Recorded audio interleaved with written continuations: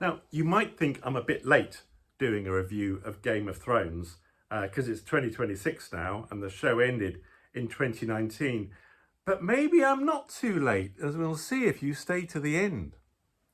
Now, at its height, Game of Thrones was the biggest TV show in the world. My kids got me into it around season 4, and I caught up and thought, yeah, this is great. And I enjoyed seasons 5, 6, and 7. On a holiday in Malta, I went on a tour of some Game of Thrones locations. And when I visited Belfast, I went to see the Game of Thrones tapestry, which is well worth a view if you're there. So throughout 2018, us fans of the show waited with anticipation for the finale, for season 8. Everyone talked about what they thought would happen, what the different possibilities were, and so forth. Now, there had been some warning signs in season 7. How did Gendry get from the north to Eastwatch, send a raven to Daenerys, and then have her fly up north in less than 24 hours? I mean, that would have been impossible. And where did the Night King get those huge chains from? But, you know, we let these things go. Finally, season 8 arrived, and at first, yes, it was good. But then the problems arose. Now, I don't know about you, but I was screaming at the television when the people of Winterfell put their non-combatants down in the crypt. I mean, that's the most stupid place for them to go. It's full of dead people who will be reanimated. I mean, it was obvious. But by the end of that episode, the army of the dead has been completely wiped out. They're gone, with 3 episodes still to go. Since before the credits rolled on episode 1 of season 1, it had been made clear that the army of the dead was the real threat.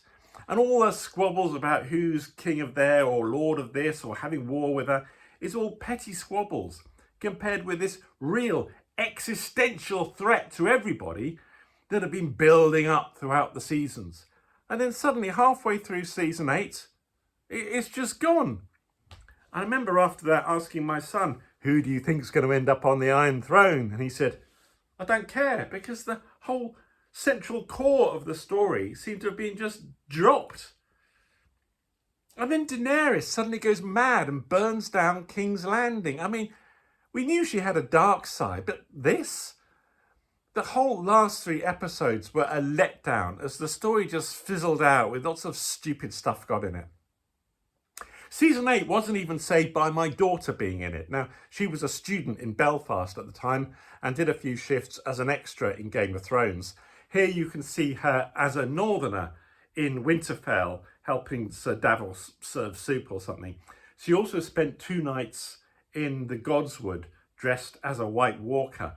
It was freezing cold. A weather condition called the Beast from the East was blowing through Northern Ireland, and the poor lads dressed as Dothraki really suffered. So how could the makers of the show have got it so wrong? Well, I've got a few playlists on my channel here. There's this one where I rant about TV programmes. There's another one where I rant about politics and stuff, which you can take or leave. But I started doing videos about workplace skills because that's what I was before I retired, a business trainer, manager, consultant. And I've got lots of videos about influence, communication, change, time management, all of that good stuff. Now, from that perspective, I have to say Game of Thrones is a case study in how success can lead to sloppiness. And you see it not just in TV shows, but in businesses, in governments, all sorts of organisations. In a TV show, what happens is that in season 1, the team behind the show are really hungry, really determined for their show to succeed. They pour their heart and soul into it. They agonise over every detail, every line to make it as good as it can be. And if the show's a success, they might keep that effort up for another season or 2. But at some stage, they're going to start to relax. They're just not hungry. They're not eager anymore. Also, money is flowing in, so they can spend more on better production values, which might compensate for flatter storylines or older jokes or whatever. And eventually, the team reach the point where they can't be bothered. if there's a meeting about the next season, they just want that meeting over because they probably got to go and see their architect to talk about their swimming pool extension or something. Also, you can't criticise the team that created the show. I created the show, I am king. And any criticism is just batted away and the result is bilge. So how would I end Game of Thrones then? Like this. When the army of the dead gets to the last half, the Night King, he doesn't talk much, but he can point to a map to tell his number 2 to take the army of the dead to Winterfell. And then you can have the big battle of Winterfell, all of that, and lots of the undead can collapse when the number 2 guy is killed, but maybe not all of them, because he might not have created all of them. So you can get a bit more action in, still have a really good episode like that. But meanwhile, the Night King himself flies on his ice dragon down to King's Landing. And there he does his, thing and raises a whole new army of the dead, including Joffrey and Tywin and anything that's left of Tommen, maybe. Good. And they take over King's Landing. So the finale of the show becomes a final battle between the living and the dead at King's Landing. Now, the army of the living can't get from Winterfell all the way down to King's Landing quickly. It took King Robert weeks to do that in season 1. So Daenerys uses her 2 remaining dragons to fly a few main characters down south for a night raid. Actually, maybe it'd be a day raid, but anyway, a raid on the Red Keep. And that gives you all sorts of possibilities. You can still have the big duel between the Clegane brothers.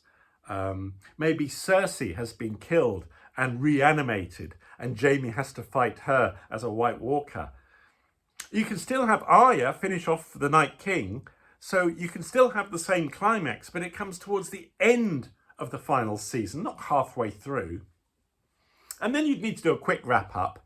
I'm happy that Jon and Daenerys agree the Iron Throne has been a disaster and melt it. You can keep that. Jon can go and live north of the wall with his mates up there. That's fine. But you can't have Bran Stark in charge of Westeros. The North has done a Brexit. It's left the 7 kingdoms. It's the 6 kingdoms now. And having a Stark in charge of the 6 kingdoms would be like having a UK politician heading the European Commission. I mean, I think of a couple of idiots who might think that's a good idea, but the Europeans would quite rightly say, no, clear off. You've left our club. You can't run it. So the 6 kingdoms can become like the EU, a flabby bureaucracy with lots of committees and regulators and councils or whatever. Bran can go north and become king of the north. That's fine. And what about Daenerys? Well, she was never happy in Westeros, was she? She didn't like the climate, she didn't like the food, she didn't seem to like anything about it. She was much happier in Meereen, which apparently is falling apart now. She's not there to mind things. So in my ending, Daenerys goes back to Meereen and she takes a couple of deputies with her.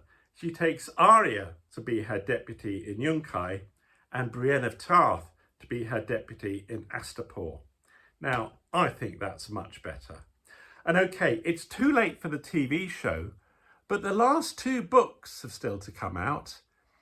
I mean, we've been promised the Winds of Winter for years now with no sign of it. And the last book, A Dream of Spring, is still a dream. So if you're watching George R.R. Martin and you'd like my suggestions to be developed a bit and maybe put together a team to ghostwrite and work with you to produce the last 2 books, then, get in touch. I'm very cheap, you can tell from my clothing. And besides, winter is coming. Yeah, I think that's it.